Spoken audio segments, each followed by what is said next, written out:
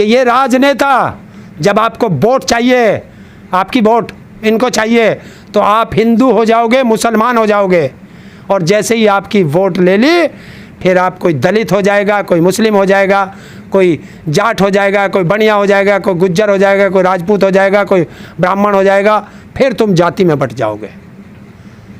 मैं आज देश की जनता से कहना चाहता हूं कि जो राजनेता जाति धर्म पे वोट मांगे, देश के अंदर नफरत फैलाए, ऐसे नेताओं का बहिष्कार कर दो, चाहे वो आपका रिश्तेदार है, चाहे आपके परिवार का है।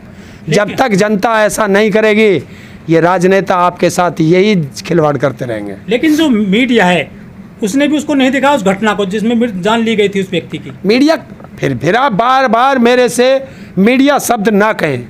देश के अंदर, भारत के अंदर मीडिया नहीं है। अगर मीडिया होती तो दिखाती। आज से 20 साल पहले देखते, 10 साल पहले देखते, जो मीडिया थी दिखाती थी, सरकारें डरती थी मीडिया से। आज तड़वे चाट रही है मीडिया जाकर के। लेकिन सर जब चुनाव आते हैं तो जो बीजेपी के नेता हैं, स्पेशली वो दलितों के घर खाना खाने जाते हैं। इन नेताओं को अपने घर मत आने दो। ये जो आते हैं ना ढोंग करने कि दलित के घर खाना खाने जा रहे, गरीब के घर खाना खाने जा रहे हैं, ये खाना खाने नहीं आते, ये आप लोगों की गरीबी का मजाक उड़ाने आते हैं। इनके बाप में इतनी हिम्मत नहीं जो ये अपने घर तुम्हें बुला करके खाना खिला दें। खाना भी तुम्हारा ही खाएंगे, तुम्हारे घर आके खाएंगे दिखाने के लिए। एक देश का प्रधानमंत्री है आज, वो राष्ट्रपति दलित है, दलित ही है ना, दलित है। बताइए उसके राष्ट्रपति बनने से दलित बिरादरी का कोई फायदा हुआ? आज तक वो बोले दलितों पर कितने अत्याचार हुए, मूंछ रखने पे मार देते हैं, गला काट देते हैं, खाना लेके आता है, रोजगार कर रहा है। मोदी जी, ये आपके मुंह पर तमाचा है कि वो बच्चा रोजगार कर रहा है और पैकेट बंद डिब्बा लेकर के उसके घर गया, हाथ भी ना लगाए। तो तुम तो छुआछूत को कितना मानते हो ये आप देख ले, कोई फ़ायदा नहीं हुआ।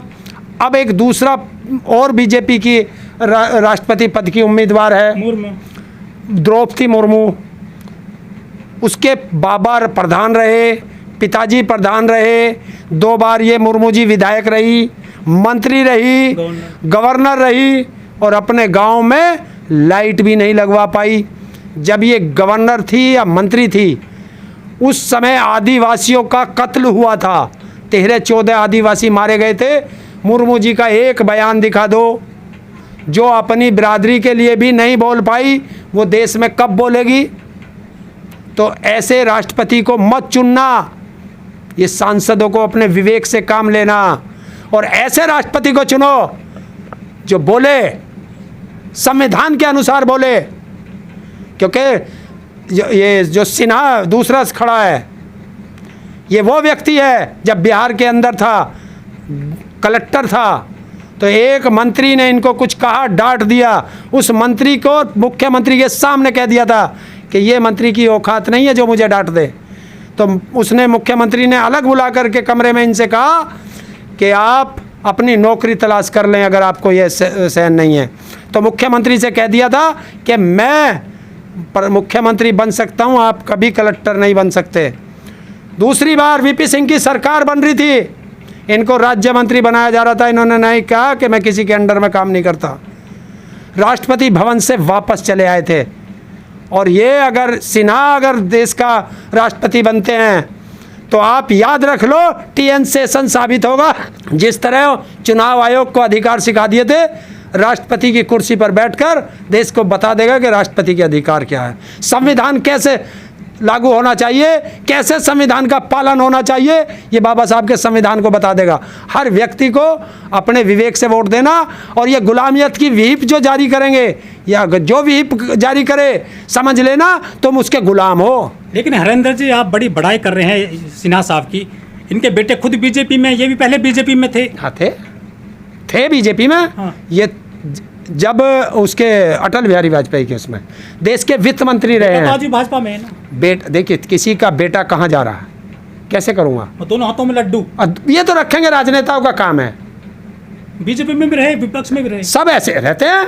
माधवराव सिंधिया का सारा परिवार कांग्रेस और बीजेपी, अच्छा हरिंदर जी, यदि कोई आदिवासी महिला देश की राष्ट्रपति बन जाती है, देश में फर्स्ट पहली बार, तो दिक्कत क्या है? मुझे दिक्कत ये है हाँ। कि देश के राष्ट्रपति को, अच्छा एक चीज बताओ आप, हाँ। देश के राष्ट्रपति को कितने लोग जो हैं ज्ञापन देते हैं, डाक से भी भेजते हैं। अब प्रतिभा पाटिल रही थी राष्ट्रपति, कभी आप कुछ नहीं हुआ, कुछ भी नहीं। आपने विरोध किया था उसका? क्या? प्रतिभा पाटिल का? मैं तो सबका कह रहा हूँ, मत चुनो इस महिला का ज्यादा नहीं हो रहा है विरोध? ना आपको लगता है? हाँ हो रहा। क्यों हो रहा? होना भी चाहिए। महिलाओं पे इतने अत्याचार होते हैं, कौन सी बोल रही है? पहले राष्ट्रपति रहते उन्होंने रोका अत्याचार ना, कोई से नहीं। मैं क्या कह रहा हूँ कि ये राष्ट्रपति जो बनते हैं ना, सत्ता पक्ष का तो बनना ही नहीं चाहिए, वो तो गुलामियत में चला जा। तो क्या बीजेपी जो आदिवासी वोटर है उन पर शिकंजा कसने जा रही है? देखिए इनका तो काम है, अभी तो दलितों को भी बहकाएगी, दलितों की सबसे बड़ी हितैषी बनेगी बीजेपी, बनती है। अगर बीजेपी आपको मंत्री बना दे, हाँ। मान लीजिए आप दलित हैं और आपको मंत्री बना दे, तो फायदा तो सिर्फ आप अपना करेंगे, जनता का क्या फायदा कर रहे हैं? अच्छा, तो अगर राष्ट्रपति तुमने बना दिया कोई भी किसी भी जाति धर्म से, तो वो अपना फायदा करता है। बताओ, दलित होने के बावजूद उसने एक बार भी दलित के जितना अत्याचार हुआ, क्या सरकार को तलब किया? लेकिन मुर्मू जी पहले ही मंदिर में घुस गई हैं। क्या? मंदिर में झाड़ू मार रही थी मुर्मू, जबकि जो गोविंद साहब है उनको मंदिर में नहीं घुसने दिया गया था। जगन्नाथ मंदिर में कोनी मार दी गई थी पंडों के द्वारा। कम से कम इतना तो उनको लाभ मिल गया है, मंदिर में घुस गई हैं पहले ही। बस घुस लिए, जाओ तो फिर जाके दिखाते हैं वहाँ से, अयोध्या में किसी मंदिर में जाके दिखाए। ये महिला होने के बावजूद मैं कह रहा हूँ ये राष्ट्रपति बन जाए, बनाओ।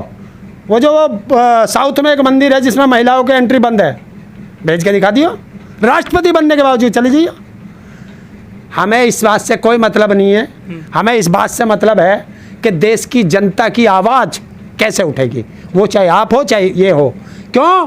क्योंकि ये बोलती नहीं है।